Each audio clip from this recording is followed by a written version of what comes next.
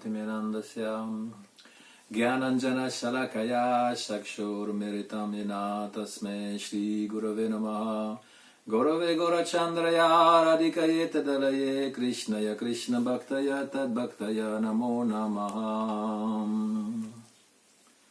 So if you are a little too warm today, then let us go in the foot of the Himalayas to hear from Srila Vyasadeva on the Vedanta Sutra.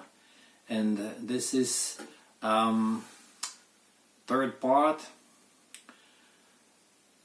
still first chapter, verse 34. And the reading is Shugasya tadadandara shravanat tadadravanat shushate cha. The Shudra is not qualified to study Veda because in the story of Janashruti in Upanishad, his grief arose on account of hearing of disrespect and because he was too quick to judge, because this is the indication of Shudra. So this sutra is referring to a passage in the Chandogya Upanishad. Janashruti, he was a king, a saintly king, and he heard two swans flying in the sky, but he didn't only hear the wings of the swans, he heard them talking, because in Upanishads, Purana, then animals that can talk also. So they were saying, oh, Janashruti is a very highly elevated sage. But then one of the birds said, no, he's not so much elevated. I know of someone more elevated than him. He's called Rekva Muni. And when Janashruti heard this, the words pierced his heart, and he was very depressed.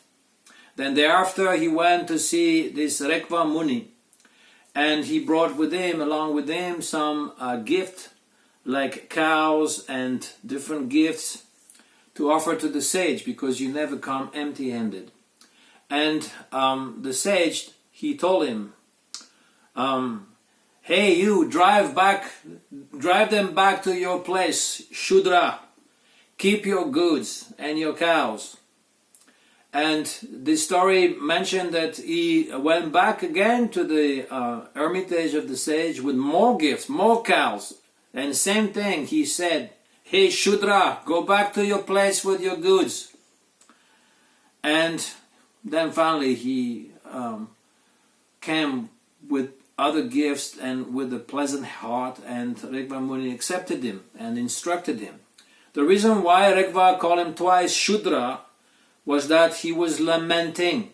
He heard the criticism of the swans, and he was lamenting, and the Shudra, he laments. Shoshati, the root of Shudra is shush, to lament.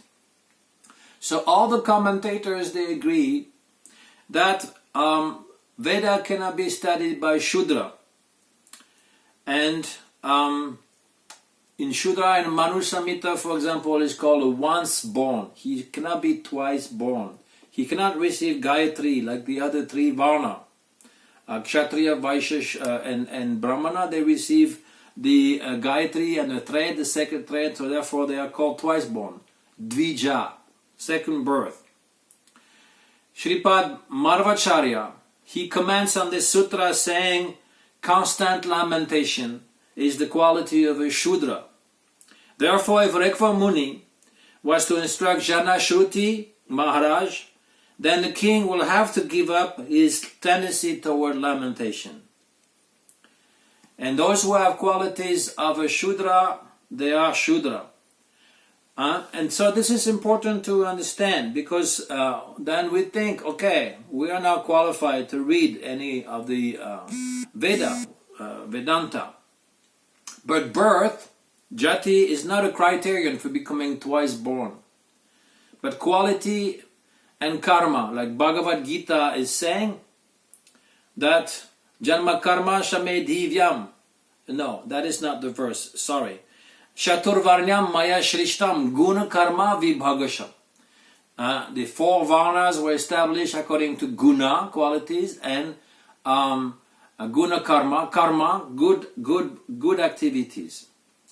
And we have example of this of people who were not born Brahmana and sometime of lower caste and who had full knowledge of God. One good example is Vidura, the younger brother of Dhritarashtra. He was born of a Shudra woman, but he had full knowledge of Brahman. He was a pure devotee of Krishna. In Vedic times, also, women were also entitled to know Brahman.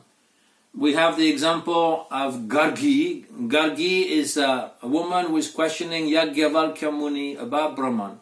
She's asking very intelligent question. She was very learned, and she took and she was speaking in public to Yajnavalkya, asking very tough questions. And Maitreyi, Yajnavalkya also had two wives, and one he was about to depart for forest life, to give up his marriage. He said to his two wives, you can have everything I have, you will divide it in two among yourselves. And one woman was very happy to get all the goods of her husband, but the other one, Maitreyi, was intelligent, and she asked her husband, you are giving everything up. What you are going to attain by this renunciation, is it more important or less important than the goods that you're leaving behind? And he said, more important. So Maitreyi said, this is what I want. I don't care for these material things. So therefore, Yajnavalkya Muni taught her the Atma Tattva, the science of the soul, that is described in Brihad Aranyaka Upanishad. Another woman was Sulabha. She was a woman mendicant, and she asked very many questions to King Janaka. Janak Maharaj, is the father of Sita Devi. So we see actually that the women in Vedic time, contrary to what we think, they were very well treated, and they could also have access to this knowledge and be educated. Kunti Devi also, she was well educated. So, therefore it is not birth which is a criterion for study Veda and know Brahman.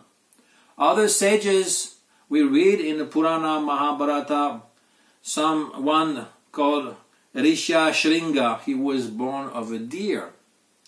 And Agatha Muni, he was born in a pitcher. It was like artificial womb, even before time. And they put the semen of a sage in a pitcher, and he was born from a pitcher. Jambuka Rishi was raised by a jackal. And Gautama, the sage Gautama, was born from a rabbit. I don't know how is it possible, but this is written in Purana. Valmiki was born from an anthill, and Vyasadeva is a fisherman's daughter. This father fell in love with this girl who was the daughter of a fisherman, and she was very beautiful, but she smelled like fish. And he married her, and Vyasadeva, the great Vyasadeva, was the son of a fish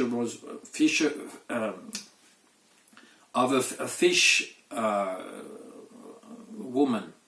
She's not a fish, but she was a daughter of a fisherman. Yes, okay. We'll get it right. And in the words of the Srimad Bhagavatam, it is said, if one has a symptom of being a Brahmana, Kshatriya, Vaishya and Shudra, even if he appear in a different caste, then he should be accepted according to those symptoms of qualification. The same is said in the Mahabharata.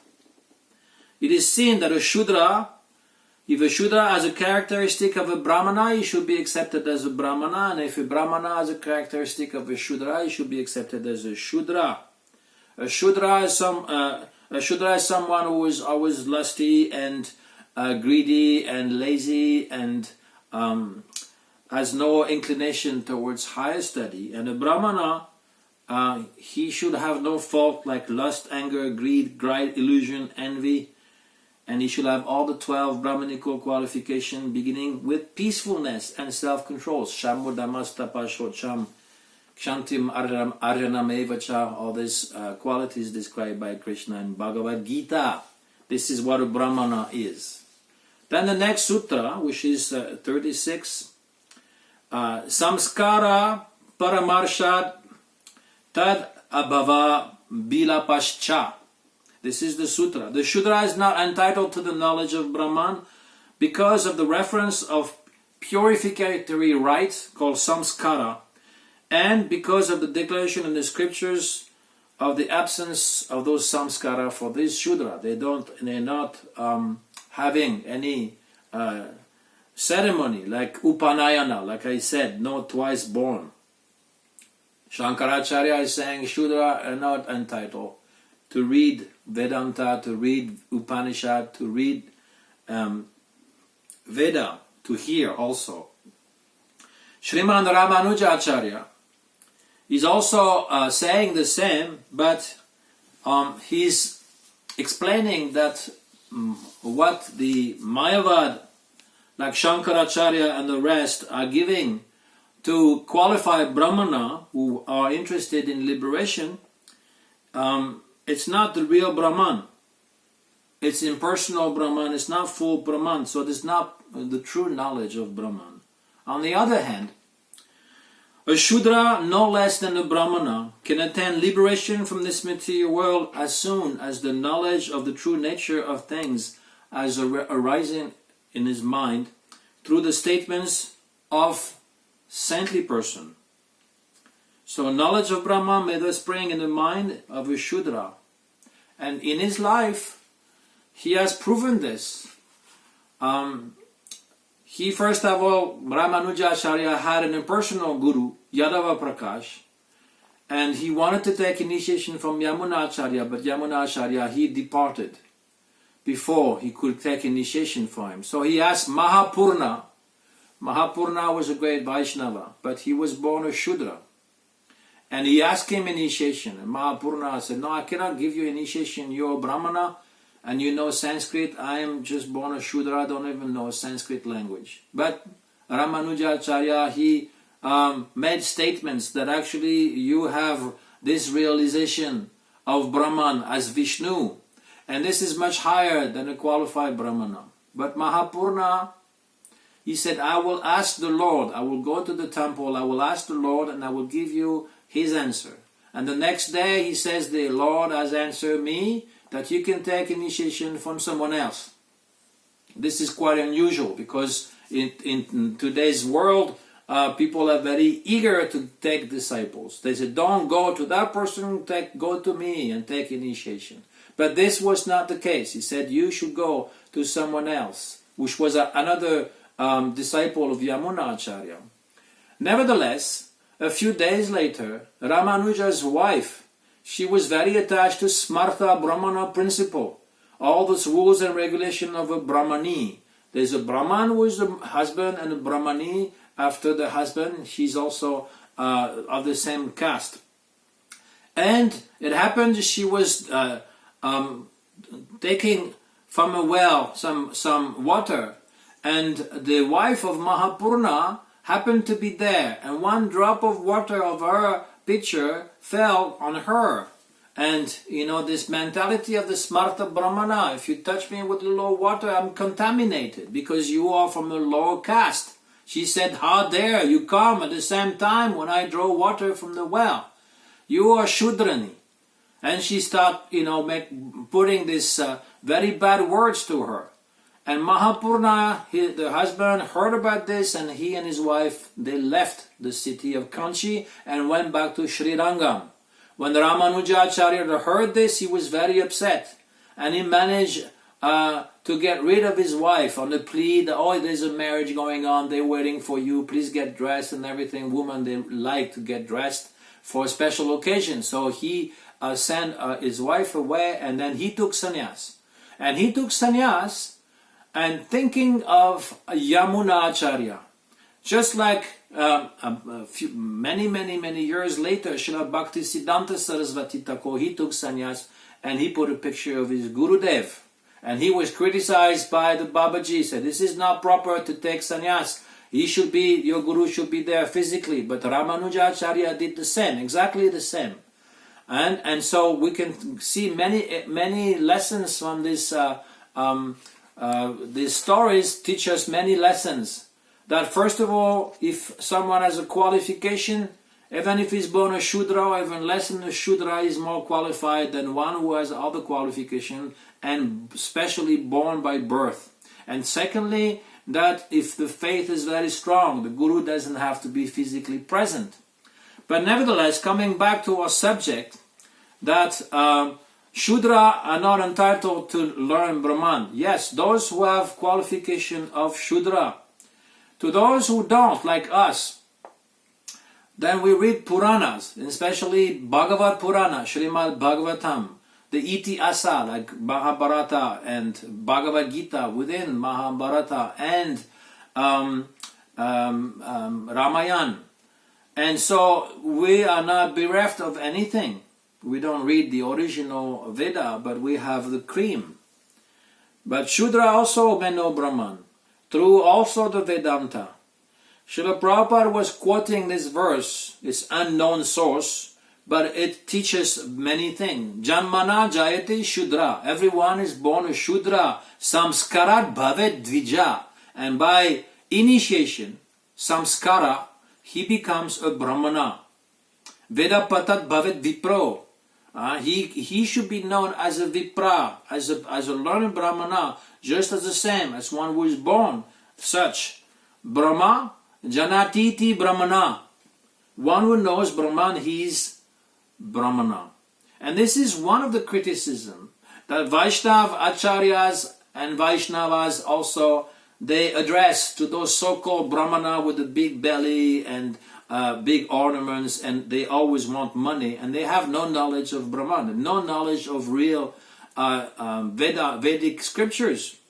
In one of his books, Srila Ramanujacharya, the guru of Ramanujacharya, the Shiksha guru, he explained that the most important thing to be a Brahmana is to follow the Pancharatra Vidhi. It's an easier process than the Vedic path, because it explained very simple how to follow the samskara. There are many samskara, 12 samskara to follow. They call rites of passage in one's life, beginning with the Garbhadana samskara, which teach us how to, when procreation is taking place, to have a right state of mind, and to be full of divine thoughts and not just lust, so that the baby that is to be born will have a good qualities. And he recommends to follow those Pancharatra Vidhi, and not the Tantra and all the different scriptures that Smarta Brahmana are following. Smarta Brahmana criticized Srila Ramanujacharya, saying Pancharatra Vidhi is just, you call it like a hidden Veda, but it is not a Vedic thing. But Ramanujacharya is answering, saying you also following a hidden Veda, because you are not following the original mantras. Actually, no Brahmana today, and even in that period, are reading the Veda in the original Sanskrit. It is too difficult to pronounce, and requires too much, many Brahmanas and a lot of money and so on and so forth. They follow Smriti Shastra. That's why they call Smarta Brahmana, and especially Manu Smriti. Manu Smriti is the scriptures that were good for Treta Yuga, Dwapara Yuga, but it's not good for Kali Yuga. Too many things being asked, and too many details. And we forget the goal. What is the goal? To know Brahman. So this, the sutras are going still. I'm not going to quote all the Sanskrit, but they're going into that way. They quote another story in the Upanishad of Jabara Satyakama. Jabara Satyakama was a boy who was interested at one point to take a guru in order to know Brahman, because this is an Upanishad, this is the main subject. How to know Brahman and to approach a guru. So he approached his mother, because he didn't know who his father was. So he said, "Mother, what is my gotra? What is my lineage?" And in Indian people, they all know that gotra. But the mother, she says, "I don't know. At that time of the conception, I had known many men. I was a maidservant, and I had many men, and so I don't know who your father is. If he's a Brahmana, Kshatriya, Vaishya, I don't know. I'm sorry. Just say to the guru you're going to meet that your name is Satyakam. So he comes in front of this Gautama Muni, his master, who asked him, what Gotra are you from? And he says, my mother told me she doesn't know. She has known many men. She just told me to say my name is Satyakam. And Gautama Muni was so much happy to hear this. He said, oh, only a Brahmana could speak such a truth, because a Brahmana speak the truth. No one will say something that awful. I don't know who my father is. My mother has known so many men. This is awful. But only a Brahmana will say like this. Therefore, I will initiate you. Go fetch some wood. We're going to start the fire sacrifice. And this is interesting because his own name is Satya Kama. Kama means, Kama is lust, but Kama is a desire. And Satya is truth, desires of the truth. He speaks the truth. And this is what the qualification of a real Brahmana is. That if you have this eagerness to know the truth, and if you speak the truth, then you are a Brahmana. A genuine Brahmana is known by his conduct and not by birth. Today, Chaitanya Mahaprabhu said, Kali Yuga, Kalo Shudra Sambhava. Everybody is a Shudra. Just like this verse we just read, that Janmana Jayate Shudra. Everybody is born a Shudra. And he becomes Samskarat Bhavet Dvija, by Samskara. So we had no Samskara. We were not born, if you have my age, you were not born, and if you come from Western countries, we were not born in a Brahmanic family. So we had no samskara. We come from outside. What is samskara to us before, prior?